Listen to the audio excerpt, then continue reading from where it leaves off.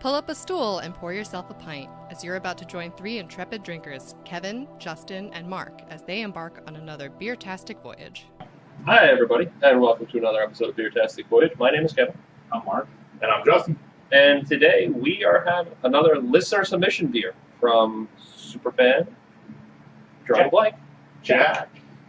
I mean, we have so many of them now that they just all overwhelm. Yeah, it's hard for us to go out. We just have all of these really, really strange-looking bearded men that just glom all over us. I keep telling my wife that I'm a celebrity to a very small subset of the population. Yes, very small. Like, infinitesimally small. But, my brain is like, as I mentioned earlier to you guys, my brain went, like, off the deep end. I worked way too much, and it's hotter than Satan's ballsack outside right now, so not at my peak efficacy of functioning there, which is might be the biggest word I'm going to pull out all day. Probably. I doubt it.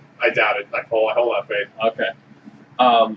But this is Greater Good Imperial Brewing Company, which apparently has all Imperial beer, so I'm kind of excited about that.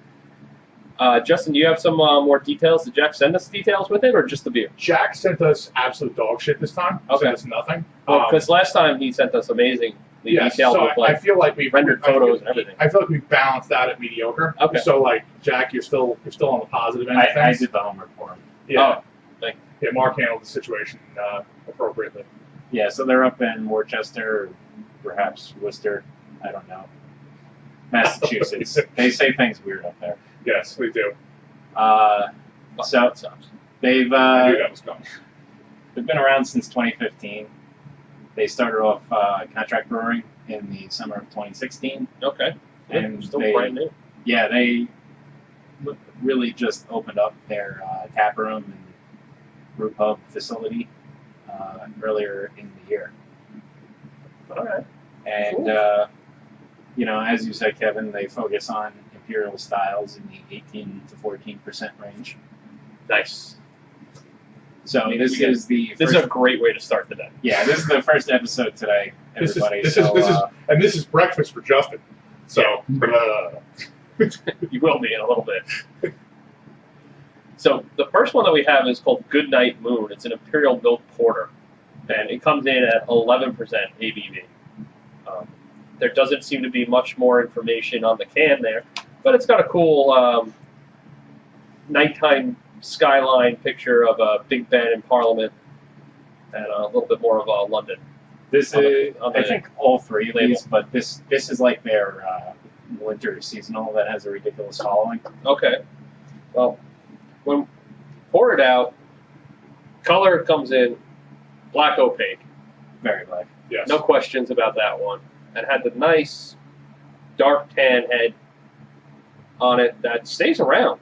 I mean, we poured it a couple minutes ago. I poured mine first and it's still on there. It hung around quite a bit. Now it's got some nice fine bubbles on there, and we're lacing and all the good stuff you'd expect. Aroma-wise, I get a pretty solid chocolatey marshmallow situation going on, and then potentially a little alcohol in the background. Yeah.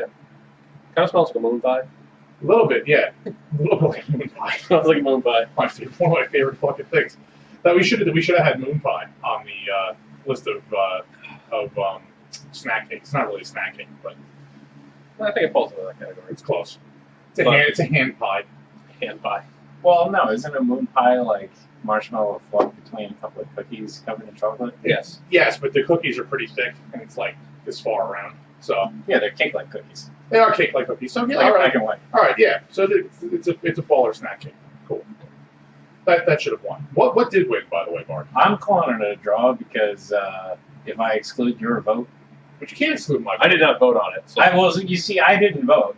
You voted the day before, though. I did, but I didn't vote in the final round because I was trying to let the listeners decide it, and then you had to go and make it a whole boondoggle. So why not just count your vote then and then call a winner? Because then it's a tie. All right, Okay, so let me vote because I didn't vote All right. on it. So what were the second day options? Funny Bone and Devil Dogs. Devil Dogs. And Devil Dogs? Yeah. Of those two, Devil Dogs is the one. God fucking damn you, people! How are we friends? The Funny Bone beats the shit out of a Devil Dog every fucking time. Yeah, A Devil Dog dries the shit out of your mouth and has The cream in it is barely existent. Because Funny Bones do the same thing. They dry you out, and then you have peanut butter stuck to the roof of your mouth. It can't dry you out because the chocolate coating on the outside. The Devil Dog has this dense cake. And Come on, I know you're able to shove the entire Funny Bone in your face at the same time. Like, both when you do the whole thing. Get it right, both of them. Both of them. Sorry, I forgot that. Now I can't get that image in my head. What, Justin getting double penetrated in the mouth by Funny Bones? Yeah. I take all of the chocolate. Yeah. I like peanut butter, just not that much. Okay, I'll step off my snack. Also, I don't have any nostalgia factor for Funny Bones because they were never in my house. I don't have a nostalgia factor for it. I have they filled whatever huge hole was in my heart until I started losing weight. They would fill it very well. Well, back to the beer. I'm going to fill my face hole with some of this beer. You guys can talk about it a little bit more. Well, the aroma on it, like I said, you kind of get a little bit of that chocolatey, almost cakey kind of smell to it. But there is that little bit of alcohol warmth in there. And when you take the sip, it tastes more of a richer chocolate flavor. And then it also has that little bit of warming factor to it. Yeah, it's got, well, it has a strong baker's cocoa flavor, but it also the roast character is a little bit harsh on the finish. That's the exact word that I was going to use. I don't think it's harsh. I think it's got a little bit of a bite to it, but I think it's kind of sharp. Yes, okay. Harsh, maybe not. It's definitely sharp. Sure, I'll give you that. Yeah, I enjoy the entire sip that I'm taking, and then when I swallow it, it's not that I don't enjoy it, it's just that honestly, with kind of how smooth it is to start with, I don't really expect that, like, off a cliff. Yeah, I think it's more in comparison to the rest of it, it's incredibly sharp. It's a sharp aftertaste. Yeah. Yeah, I really like it. It comes off almost as like a cafe mocha kind of beverage that you would order. Yeah, you know, kind of has that's a very good descriptor for it. You know, just without if you took the steamed milk out of that drink, I think you would come pretty close to what you have here. But I think this is really pleasant. Yeah, it's not that I don't like it. It's more just what I was expecting in my head wasn't in the finish. You know what I mean? You're drinking and sort of expecting it to be a smooth finish. I will say this, in thinking about it, that sharpness does clean the palate pretty nicely. It doesn't stay around as long for me as I thought it would. It does, but it's also not super pleasant to me. No. I'm in the middle on the finish. The beginning part I'm a fan of. I'll do cartwheels for that. Yeah, I definitely think it starts off stronger than it does than the finishes, but I really enjoy it, and the fact that it's a 11%, and doesn't have that really strong alcohol burn, I really like. Yeah, it's not as warming as you would expect. I get it more on the nose than I get it in the flavor. Yeah. Although I do think that it's possible the alcohol is contributing to the sharpness of the finish. It's probably mostly the roast. Yeah, I just think it's I think it's an American porter just because of how black it is, and I just feel like it's a little bit too much roast barley. Now here's an interesting thing. It's an imperial milk porter, right? So I'm assuming they added lactose to it. That's my assumption. Yeah. Are you getting any kind of level of sweetness, or maybe in the beginning, maybe that's what we're getting in the beginning? Yeah, I think it that might be contributing to that. It might also be contributing to the very full mouthfeel. That's a solid point. Yeah, I think the kind of softness in the beginning is that lactose that you add. And it goes back to what Kevin said, calling it almost like a mocha flavor. It's probably playing into that as well. Yeah, it's just not very forward, but it's probably playing in the background towards those things. Yeah, I mean the mouthfeel is very full, and this is an interesting thing. And Mark and I are doing classes for our BJCP exam, and one of the things I'm struggling with is mouthfeel being full. And also separating creaminess and mouthfeel essentially is my problem. Okay. And in this particular beer, and Mark can tell me if I'm wrong because he's better at this than I am. This one is a full body, but it's not very creamy. I would say it's like medium low creamy. Right, exactly. Okay, so I'm starting to get better at this. That's interesting. I'm trying to think. I don't think I've ever. I think I've never stopped to divide those two. Me neither. Yeah. But that's like one of those fine points that you have to look at when you're judging. But the way it was explained to us in class, and it does make sense. I was just hoping. I asked a bunch of people. I was hoping for a different answer, but this seems to be exactly what it is. The mouthfeel is the weight on your tongue, the weight in your mouth. And the creaminess is the slickness with which when you swallow it. Like Okay. it's that moment Yeah, sensation. the mouth feels like the density, and the creaminess is the viscosity. Right. Got it. That's the word I was looking for. Did you say that in one of the classes? And did I ignore you? No, I didn't. Oh, okay, because that honestly, that's the best. At least from the way my brain works, that's the best description I've got. Well, talking about viscosity, this one looks like Jesus Christ! this one looks like motor oil. We thought the last one was black. Yeah, but this one has an even darker head to it. Yeah, this is a very dark brown head. Yeah, that's one of the darkest heads I've ever seen. It really just looks like. I mean, maybe I'm changing my oil too late if it's looking like this when it's coming out, but like, it's really dark on that head. Which one is this? This is Avana, which is their Russian Imperial stout. Ooh. Which has a nice little, looks like a watercolor, not a watercolor, but it has a nice little drawing of St. Basil's Cathedral on it. Yeah, this is from their Passport series, I think it's called. Aha! So this one clocks in at a measly 10% ABV. Aroma-wise, I'm getting more of a milk chocolate on this one versus the last one. No, I'm not 7%. It's a little bit more of a It sounds rounded. like you. Yeah. You? Right. Yeah, that's actually, and that's an important distinction. Yoo-hoo versus regular chocolate milk. Yoo-hoo's much sweeter. Because Yoo-hoo isn't actually milk. Yes. Sure. Yes. It's chocolate drank. It's a faint aroma to me. It's not a strong aroma. No, it's but not. I like It's not. It's also carbonated much lower than the Goodnight one was. Oh man, that's tasty. It still has the same sort of notes though. You have a sweetness up front that's very low. It's not as sweet as the other one, and still a sharp finish, but not quite as sharp as the other one. Yeah, it's not as sharp as the Goodnight. Yeah, this feels like a little more rounded version of the last one, of the last beer. It's pretty good. I'm trying not to immediately compare it to the one that we just had, trying to let it stand on its own, but it's tough. It's hard not to because they are Very similar. They're very similar styles. They're very similar in flavor. They're very similar in aroma. I mean, the most discerning thing to me so far is the color of the head. Yeah. I get more coffee on this as I drink it. Like the aftertaste in my mouth is a coffee aftertaste. Yeah. Yeah, it definitely has those coffee notes. And this one tastes a little slicker than the last one too. This is much creamier. So, to use my new word, creamier. Yes. not a different mouthfeel, but creamier. Now that's an interesting concept. Not to turn this to BJ, see if you think. But the Mark, what do you think of it? Do you think the mouthfeel is fuller on this one than the previous one? I think it's a little lower, honestly. Yeah, that's what how I perceived it too, which is interesting. And that's the weight of the liquid. Yeah, On if your you hold it in your mouth Right. versus when you swallow it is essentially what I'm getting is the Okay. as the weight it discerns. Yeah, like, as you swish it around in your mouth, like, is it closer to syrup or is it closer to water? Okay. Yeah, then this is definitely lighter than the last one. Yeah. Oh, cool. A little breakthrough. A little mini breakthrough for Justin for the test. Only a month ago. Fuck, really? Yeah, you're right. Only a month ago. Holy shit. All I right. shit my pants. This is pretty good, but honestly, I think I like the last one. I like that little extra sweetness in the last one. You know what's fucked up? We didn't rate the last one. You're right, we didn't.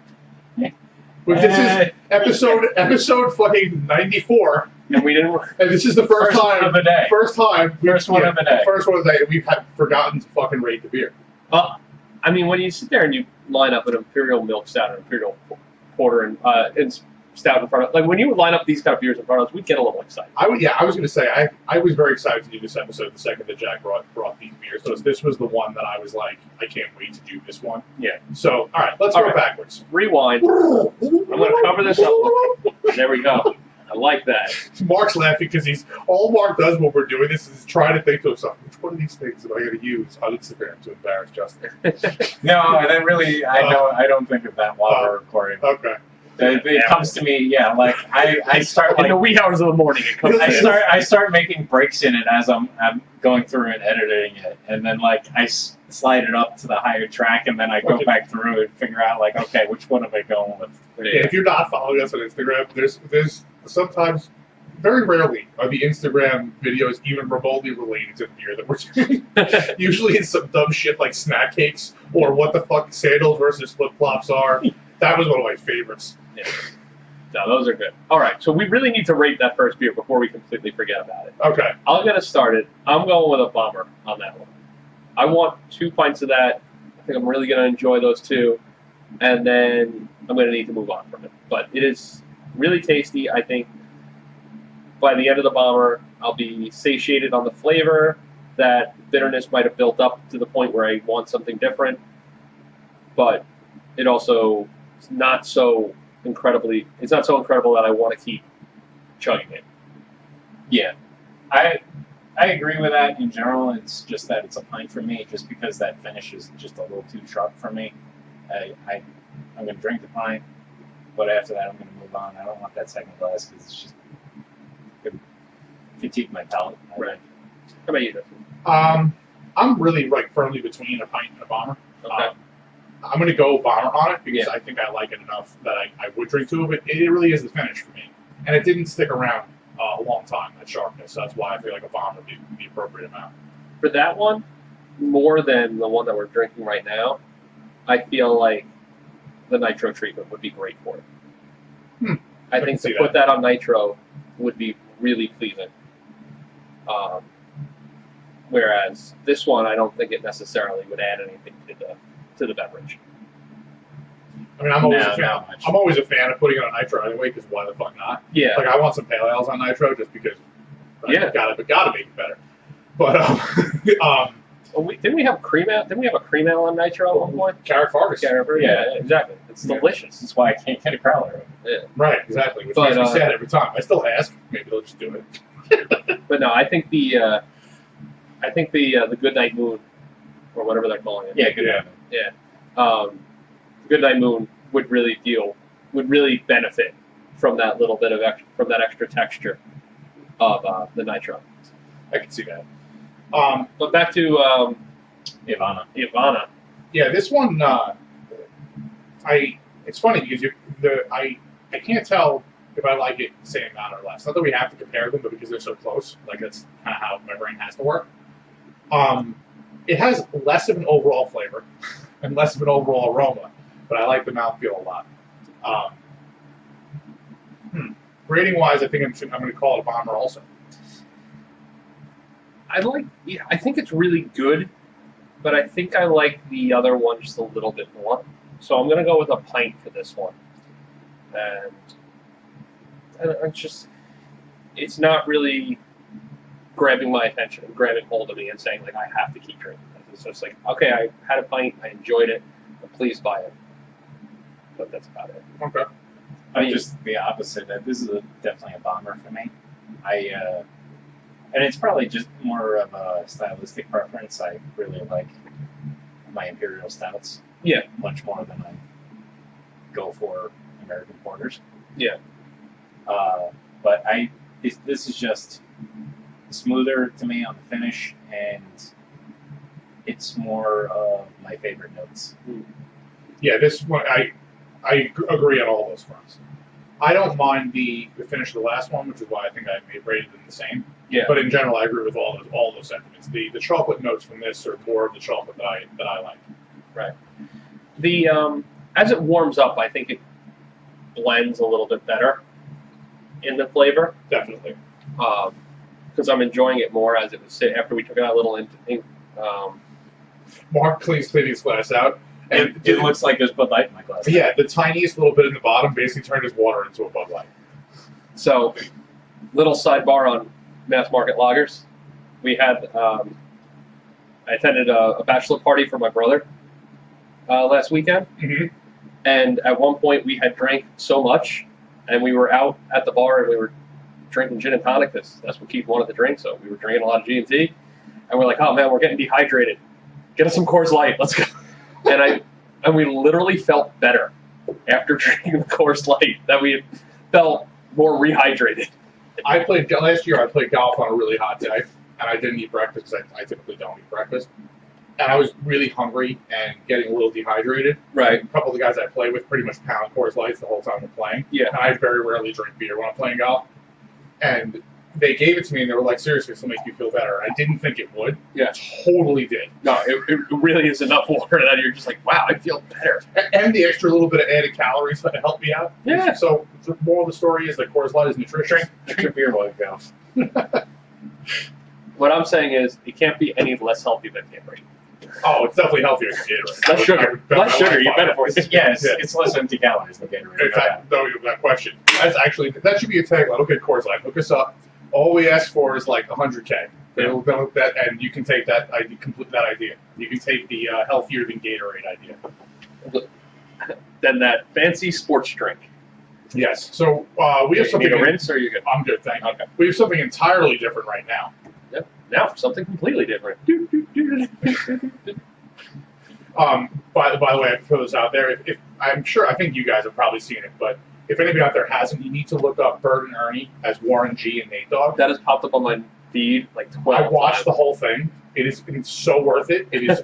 And you see something and it's got 4 million views, you're like, this guy just hit the right note, you know? Yeah. Fuck that. Crushed it. Like, crushed it. Not as good as reading DMX and Reading Rainbow, Not as good. but visually speaking, better. Yes.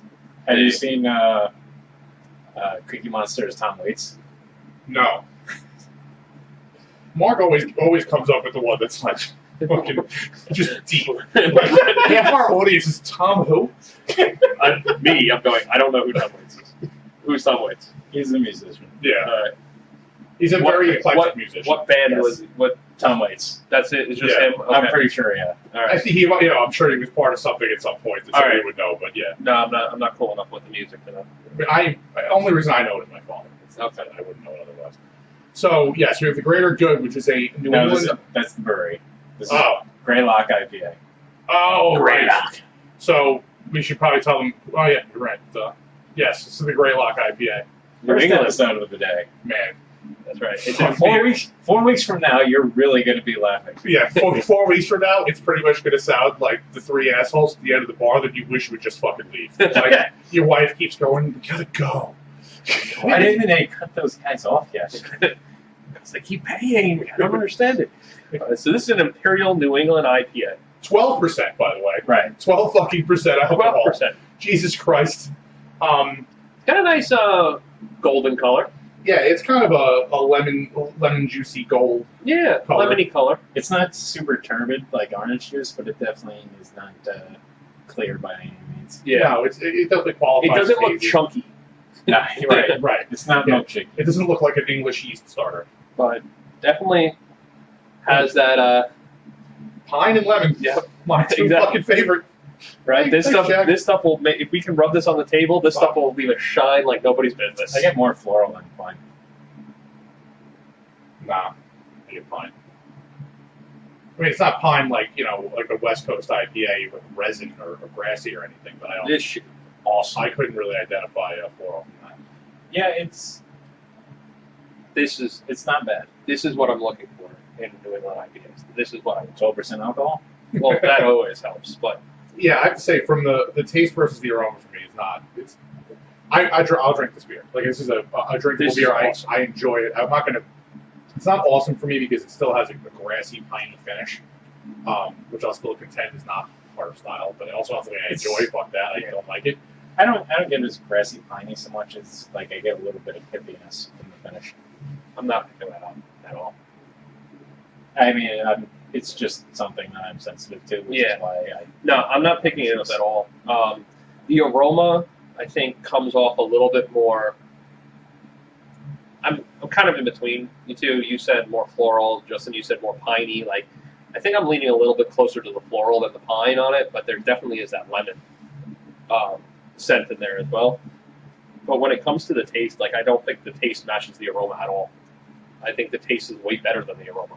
I do too. It's just I'm not enjoying the taste as much as you do. I'm not saying I don't enjoy it. Like I said, I would definitely drink it. It's just not. I think my- this is So just like some of their descriptors that they choose are fresh squeezed grapefruit, orange, and passion fruit. And now we know Mark isn't drunk yet because he's not concentrating enough. On whiskey. I don't get the passion fruit, but there is Now I know I don't fucking like it. Passion fruit. Put passion fruit on a beer. Yeah. I fucking hate it. Okay. I mean, I identify passion fruit specifically. Me neither. I can't picture. I don't have a mental taste memory of like what that flavor is. But I think like for the hot sticky that it is today, like this is an awesome beer. Like, Yeah. This is. So they I like it. their flavor text is like Oh, it's mammoth. huge. In the beginning. Right, essentially. So one of the choice sentences in here is we paired a special blend of sought-after Pacific Northwest hops with traditional New England style yeast to give it a deliciously juicy and floral imperial brew that's completely unfiltered.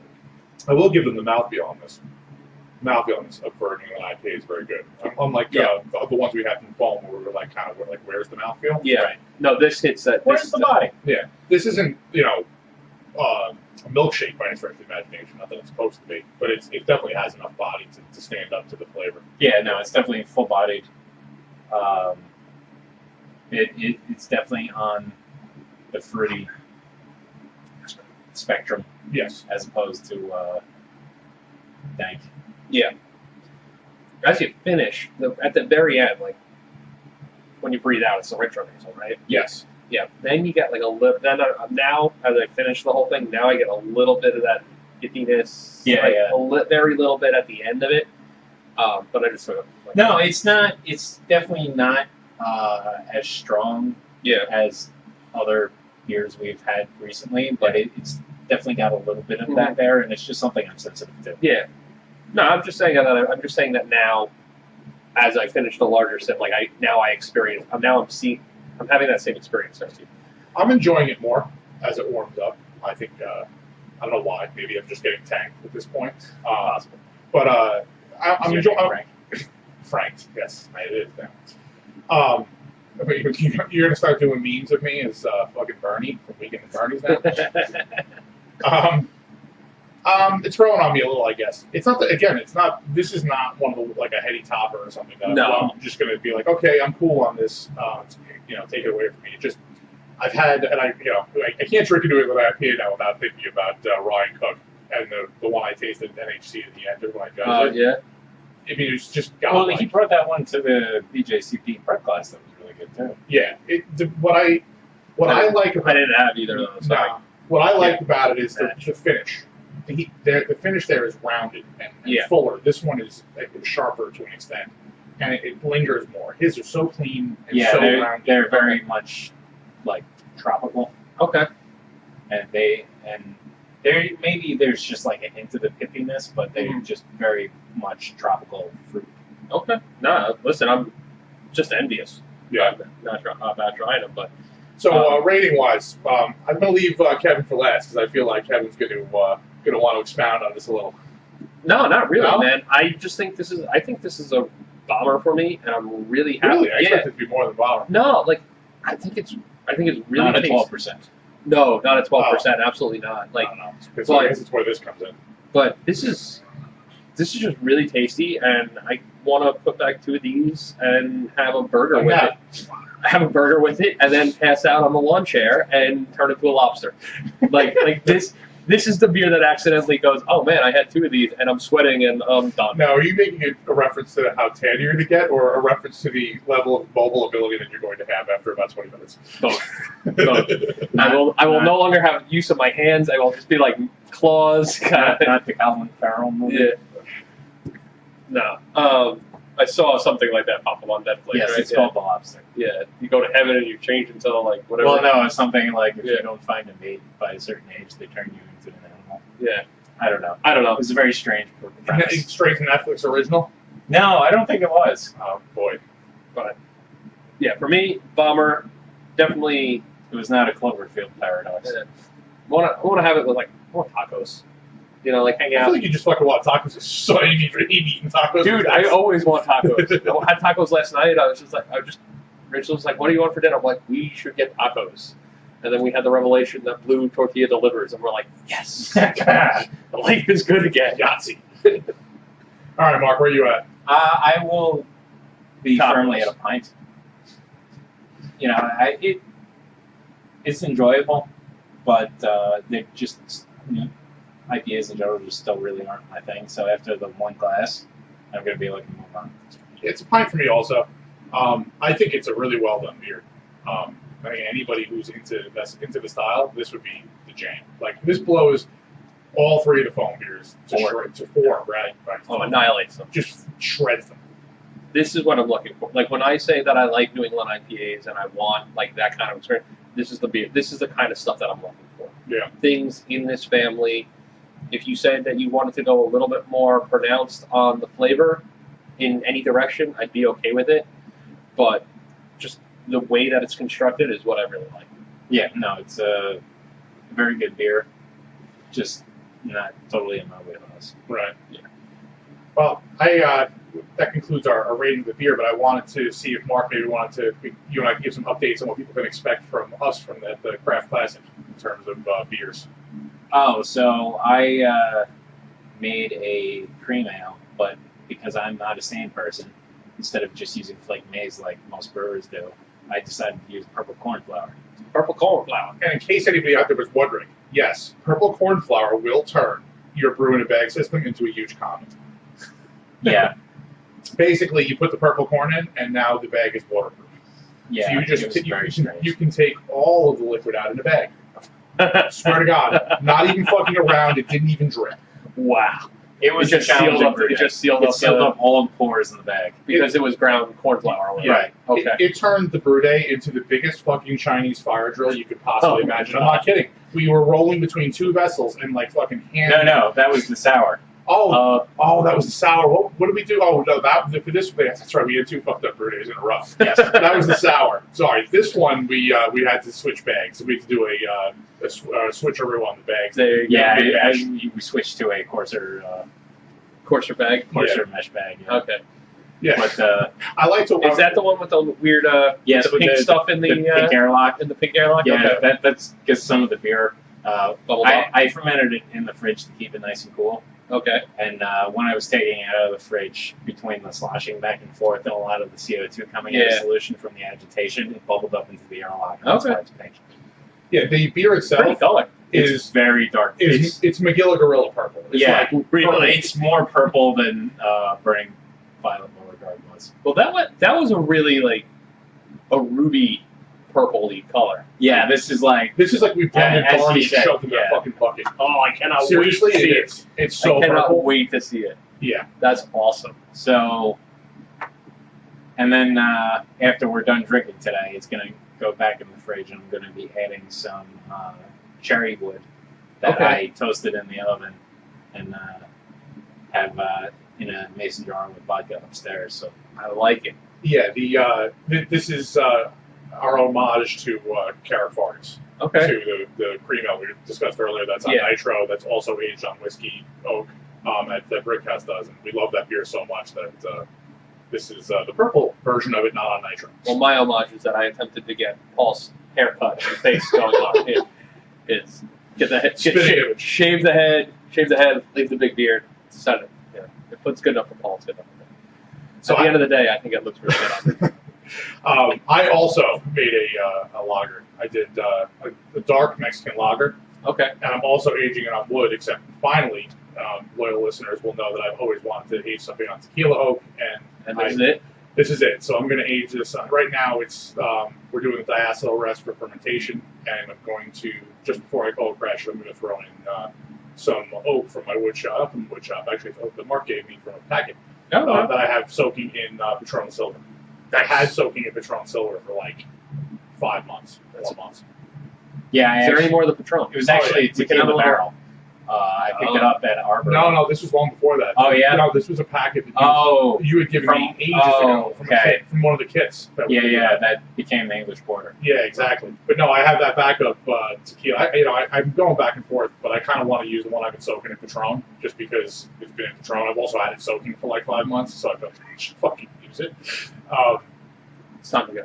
Yeah. It served its time. So that you'll be able to get both of those at the LIBME table. At the LIBME tent. Oh, yeah, that's true. Yeah, we get a lot of beers. The LIBME tent at the Craft Classic on August 11th. All right. That sounds great. Both of those. I'm I'm hoping that I don't have to wait quite that long to try both of them. No, you definitely will not. Mine will probably be on tap at my house in 2 weeks. Okay, excellent. We also have kind of listener mail. Oh, yeah.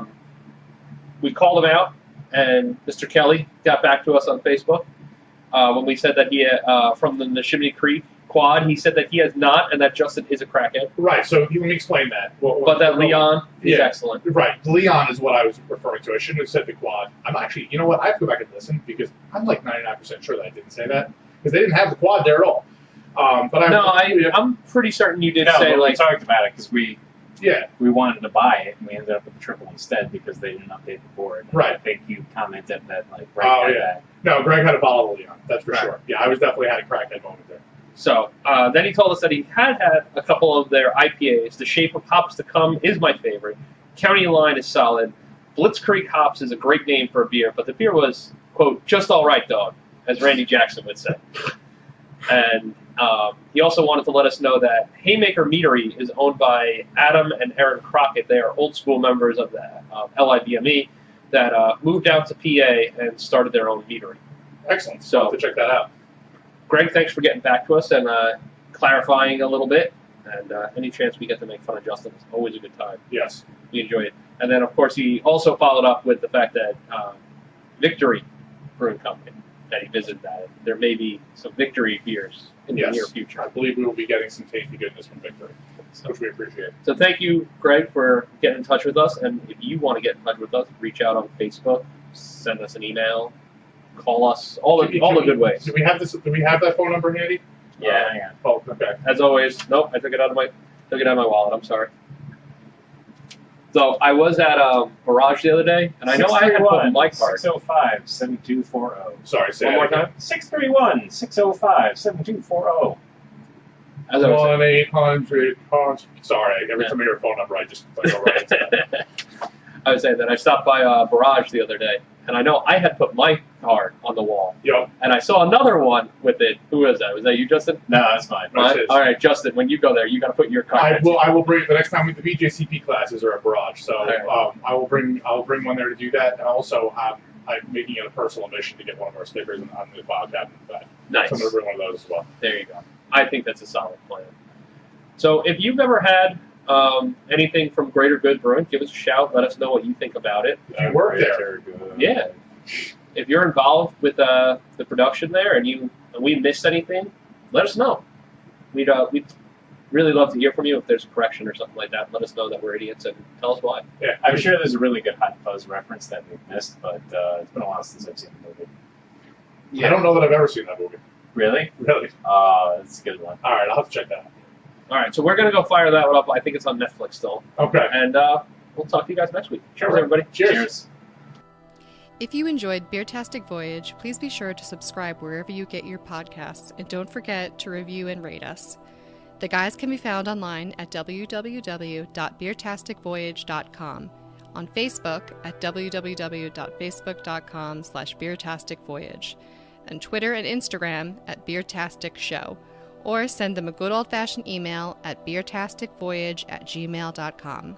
Thanks for listening, and cheers for local beers.